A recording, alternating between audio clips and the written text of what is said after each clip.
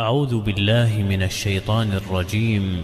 بسم الله الرحمن الرحيم. إن هذا القرآن يهدي للتي هي أقوم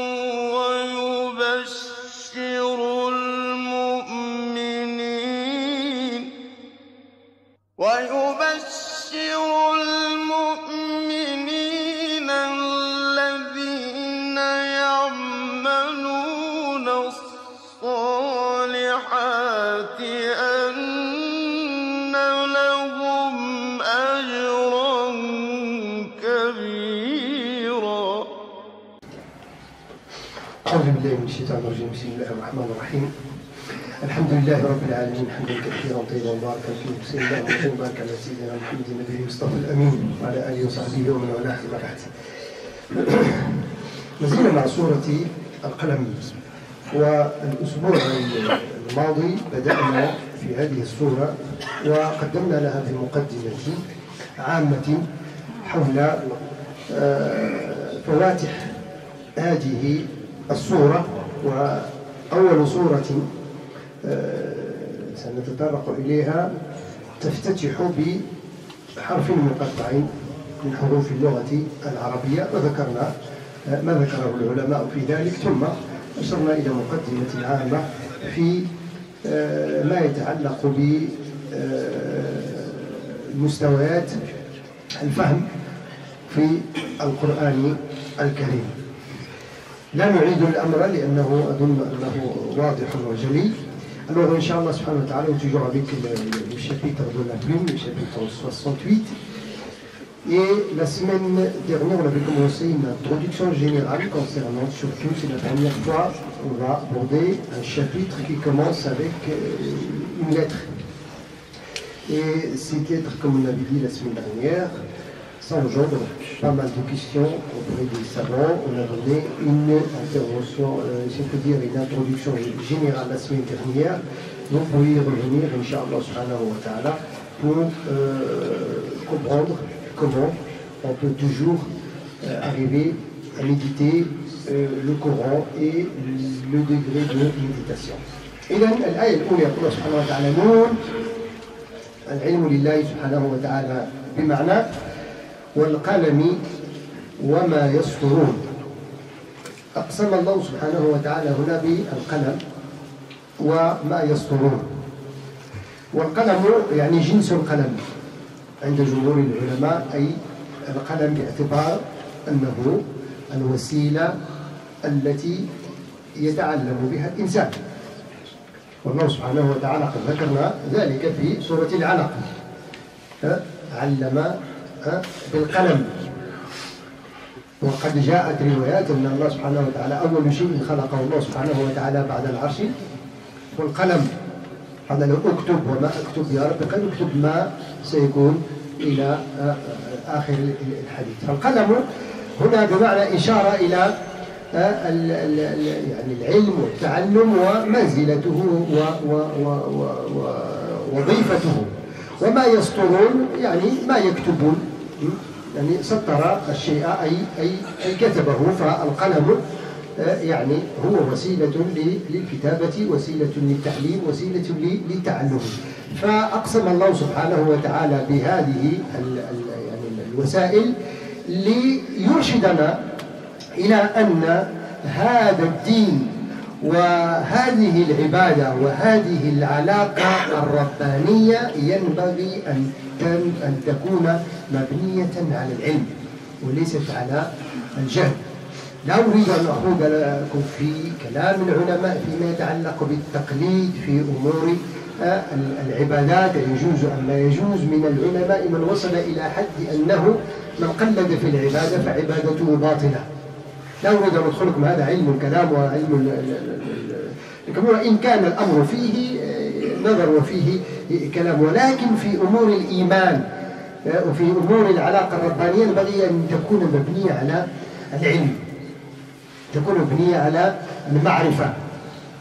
الرحمن فاسأل به خبيرا، فاعلم أنه لا إله إلا الله، الأمر العلم فيه، تعلم أنه لا إله إلا الله. وإن كان النبي صلى الله عليه وسلم في بداية الدعوة كان يقول للناس فقط قولوا لا إله إلا الله وتفلحون، ثم بعد ذلك يأتي التدرج في هذه المعرفة والرقي في مستوى الإيمان بالتفكر والتدبر في القرآن الكريم. ثم على النقيض من الأعراب من دخل إلى الإسلام بمجرد أن سمع آية واحدة في كتاب الله وتمعن وتدبر ووصل إلى الحقيقة الربانية فدخل إلى الإسلام بعزم وبإيمان قوي. المهم أن هذه الآية استفتح الله سبحانه وتعالى بها هذه السورة فيها أمرين. الأمر الأول كما قلنا هذا الحرف الذي لا نعرف منها هو معناه، وهذا هو المستوى الذي قلنا لا يعلمه إلا الله سبحانه وتعالى. ثم الإرشاد إلى العلم والتعلم وأهميته.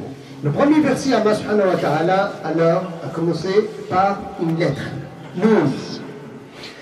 لذلك كما قلت في الأسبوع الماضي فالحروف المتقطعة فإنها تقرأ comme ils disent en français isolée، يعني غير معربة، يعني لا نقول نا ولا نو ولا ني، وإنما نون يعني النون والواو يعني تنفذ يعني حرف مستقل بذاته. طيب لذلك حتى في الترادكسيون phonétique ils disent N-U-N, noun. Voilà, c'est pas N, c'est pas na, c'est pas nous, c'est pas ni. Ça veut dire on ne met pas la voyelle, on prononce la lettre isolée comme ça, comment dirais-je, définie. Nous. والقلم وما يسطرون par la plume et ce qu'ils écrivent. La plume, Allah subhanahu wa ta'ala a juré. وذكرنا هذا الأمر ونعيده. كلما أقسم الله سبحانه وتعالى بشيء في القرآن الكريم وله الحق سبحانه وتعالى يفعل ما يشاء، أن يشاء، متى يشاء، كيف يشاء، لا يسأل عما يفعل وهم يسألون.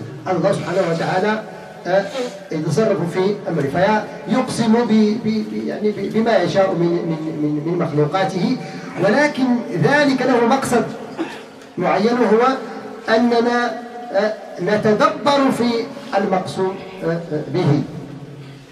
لماذا أقسم الله سبحانه وتعالى لنحن؟ إذا هنا وشار العلماء إلى أن الله أقسم بالله. Même Allah a juré par la plume, comme je dis.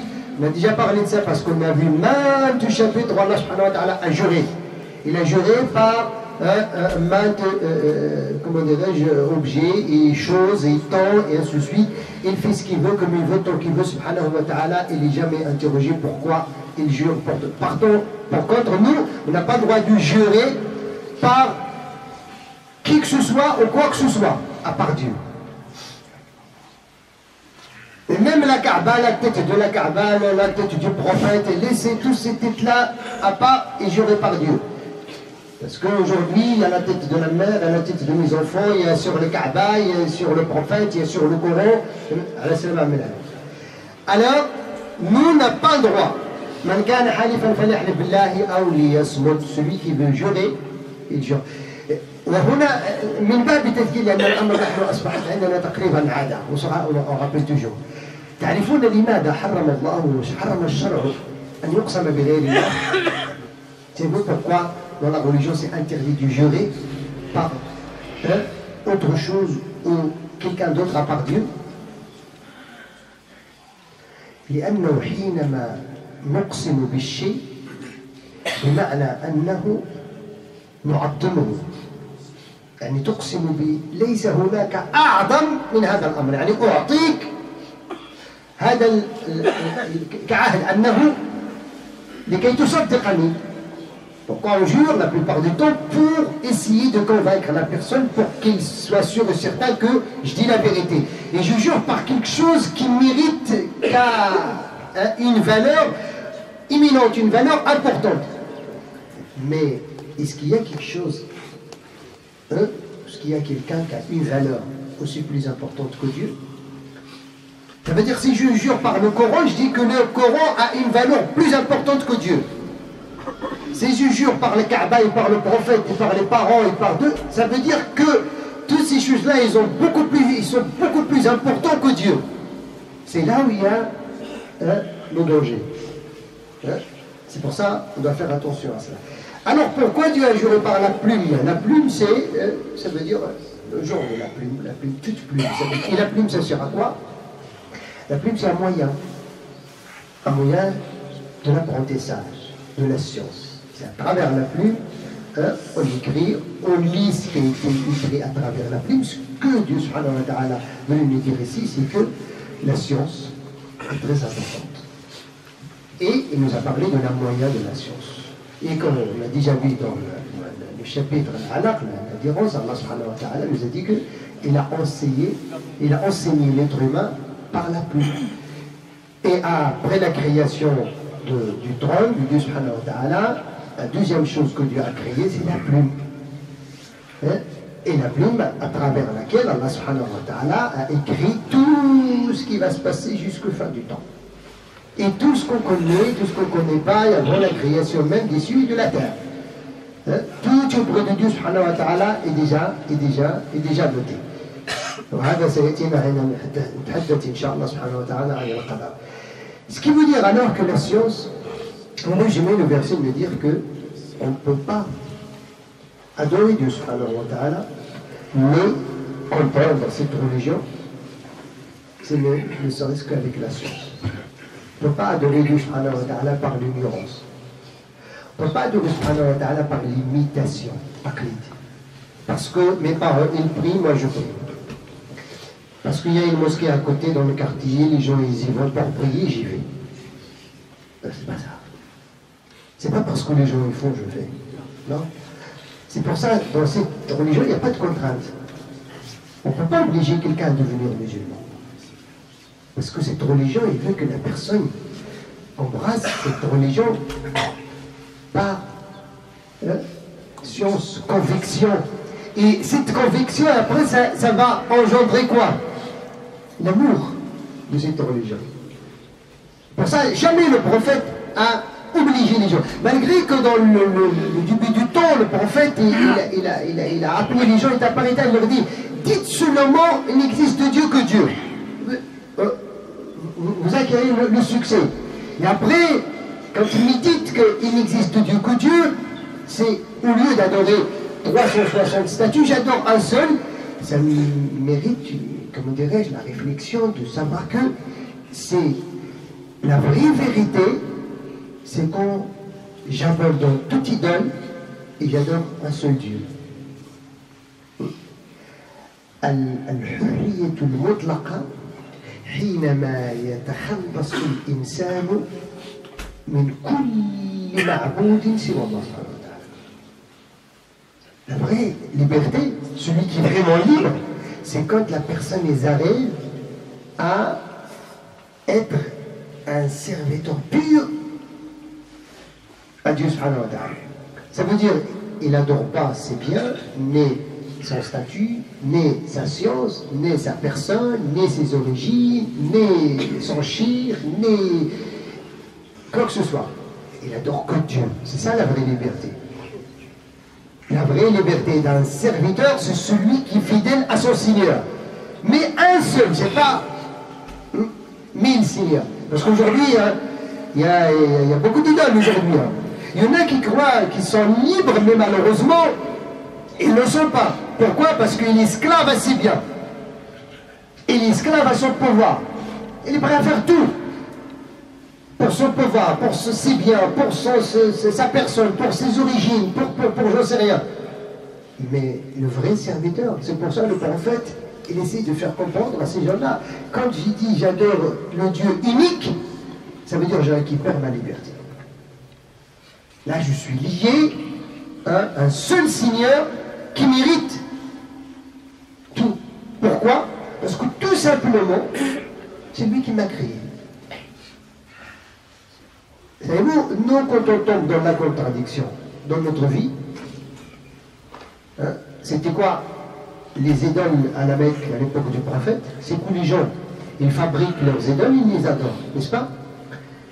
Mais quand on médite, normalement, quand la personne fabrique quelque chose, normalement, l'objet fabriqué qui doit adorer le maître. Oui. Le prophète, il essaie de leur dire, méditez-vous un petit peu, vous adorez ce que vous avez créé. Moi, je vous appelle que vous adorez celui qui vous a créé. C'est tout à fait logique. Nous, en vérité, à travers Sabbat, on a gagné le bien. À travers le travail, machin, et après, bien évidemment, il y a la subsistance garantie auprès de Dieu. Mais c'est nous qui avons fait Sabbat pour gagner du bien. Mais c'est pas logique de adorer ces biens que nous, on a gagnés. Et ça veut dire quoi adorer ces biens qu'on a gagnés? C'est d'être au service de ces biens et de sa richesse. Que sa richesse, quand même, là. Oui. Et ainsi de suite. Alors, c'est là où l'être humain doit... mais réfléchissez un petit peu. Voilà ça dans la méditation tout à l'heure dans le khutbah. Et tout ce que ces plumes-là écrivent. ثم فيها إشارة كذلك أن حياتنا كلها مسطورة. حياتنا كلها كتاب. Notre vie, il est lié à cette plume et à cette écriture. On est là, on est en train de rédiger un livre qui sera, comment dirais-je, une preuve contre pour nous le jour dernier. وكل إنسان ألزمناه طائره يوم القيامة في عنقه ونخرج له يوم القيامة كتابا مسطورا وما يسطرون كتابا مسطورا وكل إنسان ألزمناه طائره في عنقه ونخرج له يوم القيامة كتابا مسطورا. وإيش موجود في هذا الكتاب المسطور؟ موجود فيه صلاتك، موجود فيه تربية أولادك، موجود فيه علاقتك بزوجك، موجود فيه علاقتك بوالديك، علاقتك بجيرانك، بعملك، صدقك، كذبك، خيانتك، إحسانك. هذا الموجود في هذا الكتاب ليس فيه شيئا غير من مجرد البلوغ إلى أن توارى التراب. هذا موجود في كتابك. لذلك الله يقول لك اقرأ كتابك كفى بنفسك اليوم عليك حسيبا. Alors ici il y a aussi une autre relation pour le dire. Faites attention, vous avez une relation liée avec la plume et tout ce que cette plume va écrire. C'est quoi? C'est votre propre livre. Le jour dernier, Allah dans le chapitre Al-Isra, le voyage lecture, il nous dit chaque être humain le jour dernier, ça veut dire autour de son cou, il aura accroché un livre qui va lui être exposé. Ce livre-là, il contient quoi? Tout ce que vous avez noté. C'est pas nous qui notent, mais ceux qui sont responsables de noter, c'est eux qui notent. Ils notent quoi? C'est nous qui leur disons ce qu'ils notent. L'ange à droite et l'ange à gauche. C'est à travers ma vie quotidienne, et mes réactions, et mes réflexions, et ma relation avec mon épouse, mes enfants, mes parents, mes voisins, mon travail, ma sincérité, ma trahison, tout cela, et il voit une note. C'est tout. Alors chacun de nous, c'est à lui de prendre sa propre décision. Qu'est-ce que tu veux noter dans ton propre livre? Et Allah subhanahu wa ta'ala, par sa miséricorde, il nous a donné toujours une option de... On peut toujours effacer les mauvaises choses, voilà, pour remettre les bonnes choses. Tant qu'on est là, on peut toujours effacer. Il nous a donné une plume, mais il y a la gomme derrière. Oui? Les bonnes, elles sont notées, c'est bon. Les mauvaises, on peut toujours les effacer. C'est pour ça. Alors, aussi, il faut lier ce verset à cela. Ma anta bi ni'mati rabbika bimajnun. Al-maqsoum bihi.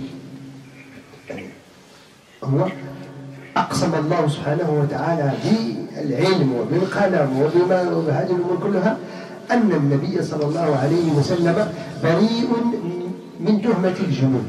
كان المشركون يتهمونه بأنه لماذا؟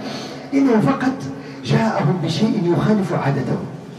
النبي صلى الله عليه وسلم جاءهم بمنهج يستوي فيه الضعيف والغني، ويستوي فيه العبد والسيد، ويستوي فيه الأبيض والأحمر والأسود، ويستوي فيه الذكر والأنثى، ويستوي فيه الشيخ والصغير، وليس لا فضل لعربي على عجمي ولا لأبيض ولا أسود إلا بالتقوى. جاء هذا المنهج العرب لم يألفوا هذا المنهج. العرب كان القوي يأكل الضعيف، وكان السيد يتصرف في المسود، وهكذا.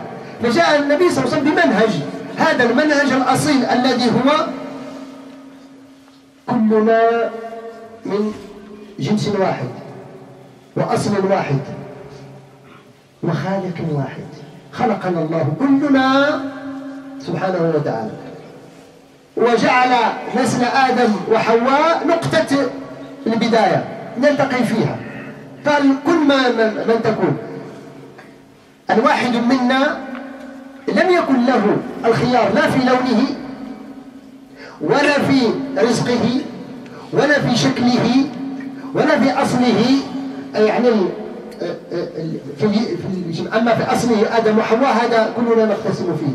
إذا فلما يتملك هذا ذاك ويبغي هذا على ذاك ويحقر هذا ذاك؟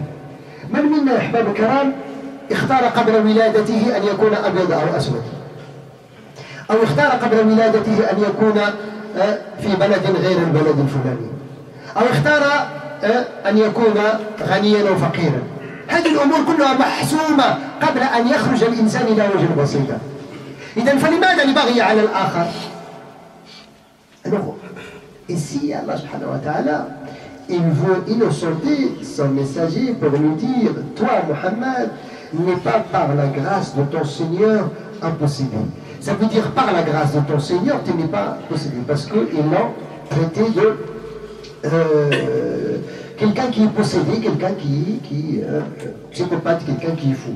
Pourquoi? Parce que tout simplement, ils doivent trouver une solution, ils doivent trouver une accusation, parce que le prophète sallam leur propose un autre système tout à fait contradictoire à leur système d'abord. Mais quoi, auparavant, le plus riche et les grâces le plus pauvre. Le maître, comment dirais-je, considère son esclave comme une bête, et ainsi de suite. Le messager de Dieu subhanahu wa ta'ala a ramené une autre constitution, un autre mode social qui est tout à fait contradictoire de leur régime. Pour leur dire, en vérité, vous êtes tous pareils. Il n'y a pas de différence entre un esclave et un maître. Si la vie sociale qui peut-être dans un certain temps a mis en place ce système-là parce que cet esclave il a besoin de travailler, le maître il a assez de richesse. Mais personne parmi nous n'a choisi ni sa couleur, ni ses origines, ni sa position sociale, ni quoi que ce soit avant qu'il soit enfanté. Sa maman il l'a mis au monde, il a ramené ce destin avec lui, sa couleur, ses origines, sa position sociale. Est-ce que vous croyez que c'est grâce à ton travail tu es riche? Non. La décision est prise. Et pour Dieu subhanahu wa ta'ala, on nous a parlé du hadith où le prophète nous dit que Inna ahadakum يخلق في بطن أمه 40 يوما مضغة ثم 40 حتى أن قال الملك يأتيه الملك في 4 أشهر فيقول اكتب ما أكتب يا ربي شقي أم سعيد؟ ما رزقه؟ ما كذا ما كذا. Déjà, c'est clair. Alors pourquoi je crois que je suis mieux que l'autre? Personne parmi nous n'a m'envoyé une lettre avec accusé de réception à son destin. Je veux être noir, je veux être européen, je veux être fils d'un roi président, je veux être... personne. On est enfanté comme ça, nu, rien. Mais avant qu'on vient ici-bas, Allah nous a dit, il a préparé. Alors c'est plus fort que moi. Pourquoi celui qui n'est pas handicapé, il maîtrise celui qui est handicapé? Mais celui qui est handicapé, c'est plus fort que lui. Celui qui est blanc contre l'autre, qui a la couleur, ces couleurs-là, ils n'ont pas comment dirais-je, de valeur. Alors, quand le prophète leur propose ce système, ça va te bouleverser, n'est-ce pas?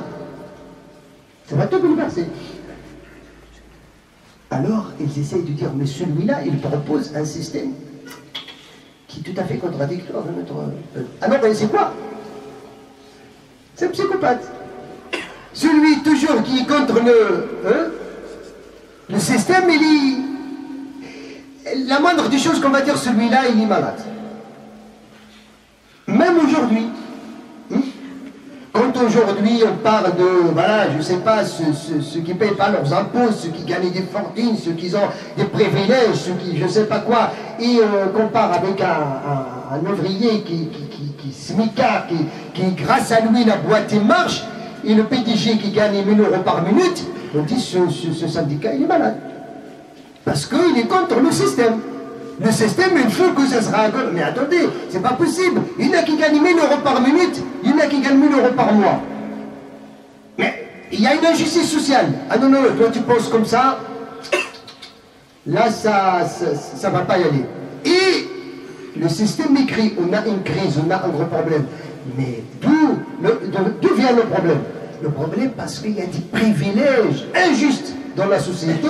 C'est ça qui provoque le problème, les manifestations, tout ce que vous voulez. C'est tout à fait normal. Alors, c'est la même chose. Le prophète, il leur a dit, regardez, Bilal, c'est pareil quoi, Abu Jahl. C'est pour ça qu'il lui dit, mais pourquoi tu rassembles autour de toi ces gens-là? Attendez, c'est pareil que vous. C'est peut-être sa position sociale aujourd'hui, il est esclave. Parce que c'est pour ça que vous voyez, dans le Coran, vous trouvez toujours la première chose dont le Coran il est venu pour lutter, il a lutté contre l'esclavage. C'est pour ça, les erreurs dans la pratique culturelle, vous trouvez toujours la solution, franchir un esclave. T'as mangé exprès dans le ramadan, t'as fait quelque chose, machin, alors tu veux que Dieu te pardonne, franchir un esclave. Donc quoi qu'il nous dit, c'est pas l'argent. Celui qui ne trouve pas, ça veut dire le Coran a anticipé. Et quand le temps qui va venir, et vous ne trouvez plus d'esclavage, à ce moment-là, nourrissez les pauvres. Et presque on est arrivé aujourd'hui, à part quelque part encore, il y a encore malheureusement l'esclavage. À part l'esclavage moderne, ça c'est autre chose. Alors regardez, Allah subhanahu wa ta'ala, pour nous son messager, lui dit, non. C'est pas parce que tu es contre le système de ces gens-là que tu es malade. Et bien regardez, l'histoire, ça se répète elle-même. Tous ceux qui parlent aujourd'hui, qui appellent à la vérité, qui appellent à la justice, qui appellent à l'humanité générale, sans prendre en compte la religion, l'origine, adore ce que tu veux, tu as le droit de vivre. أختم هنا إن شاء الله ونتمم حينما سيعطي الله سبحانه وتعالى لنبيه ما يستحق وإن لك لأجرا غير ممنون. طيب والحمد لله رب العالمين. Alors, les الجبات تفضلوا. Alors, Inch'Allah subhanahu wa ta'ala, أحباب الكرام, vite fait, pour toujours notre mosquée, barakallahu fikum, soyez généreux. Je veux finir avec un petit point qui m'interpelle plusieurs fois, je voulais tout le temps le dire, mais une remarque, ça n'a rien à voir avec ce que vous pouvez penser, c'est une remarque dans les réseaux sociaux. La plupart du temps, moi personnellement, je reçois une vidéo à un frère a publié, une vidéo soi-disant, il a filmé des non-musulmans, surtout les femmes, qui ont leur foulard et qui demandent des nécessiteux, des mendiants. Et parfois, il demande, il dit salam alaykoum, et machin, qu'il commente comme ça là. Et le frère a filmé, comme quoi, faites attention les musulmans, soyez vigilants, il y a des non-musulmans qui m'ont dit au nom de l'islam.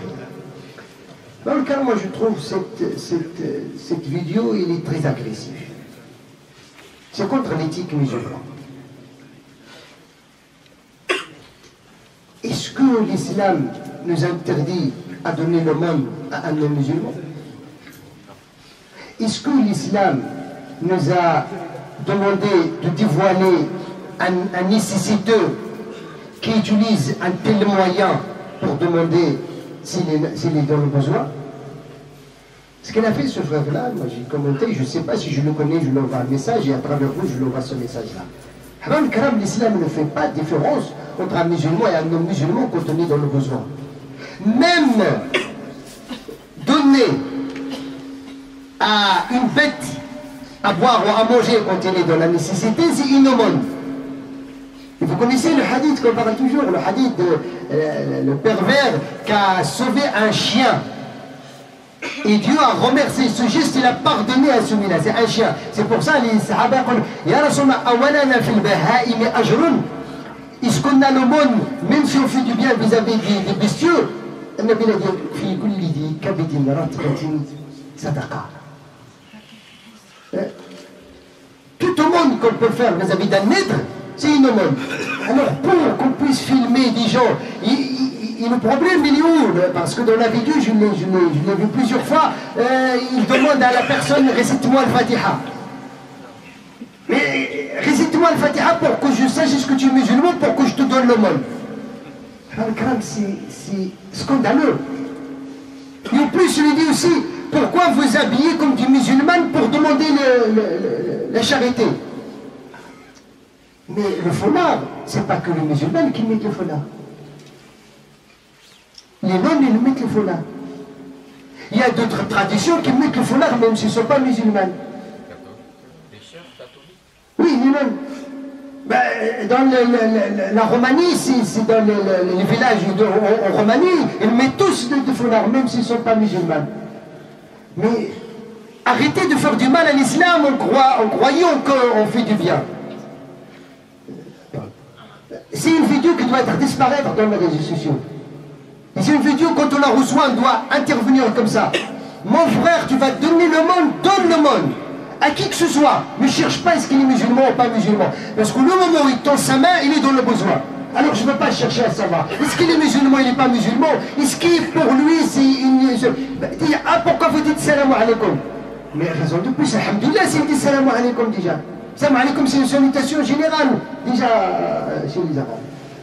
Soyez vraiment au niveau de notre religion. Et le frère, faites attention, nos frères, ne donnez pas le monde parce qu'il y en a qui utilisent l'islam pour eux. C'est mal vu. C'est mal vu, quand on veut donner, donne à celui qui donne la main parce qu'il est dans le besoin. Ne cherche pas ses origines, ne cherche pas sa religion, ne cherche pas à regarder comment il s'habille. Parce que déjà, remercie Dieu que tu n'es pas à sa place. Remercie Dieu que ce n'est pas toi qui es dans la nécessité, qui tente à quelqu'un d'autre pour qu'il demande. Alors, celui qui a réussi cette vidéo, il doit intervenir, il doit remettre le frère, comment dirais-je, en tout cas parce que c'est une nasiha qui est de l'obligation. Et en même temps, on salisse en croyant qu'on travaille notre religion. Sallallahu alayhi wa sallam, man sa'ala ad-du'a li ahlihi wa dawihi an yaghfira lahu wa li tijaratihi an yubarika fihi wa liman sa'ala ad-du'a li ahlihi ma rada Allahumma shafihim shifaan la yughadiru saqama. Allahumma barik ya dhal jalali wal ikram fi nafaqati al-munfiqin في أرزاقهم. اللهم علمنا علما ينفعنا وبارك لنا فيما علمتنا وزدنا علما. اللهم الهمنا الرشاد والسداد وفصل الخطاب واجعلنا من الراشدين إنك نعم المولى ونعم النصير. وصلى الله وسلم وبارك على سيدنا محمد والحمد لله رب العالمين.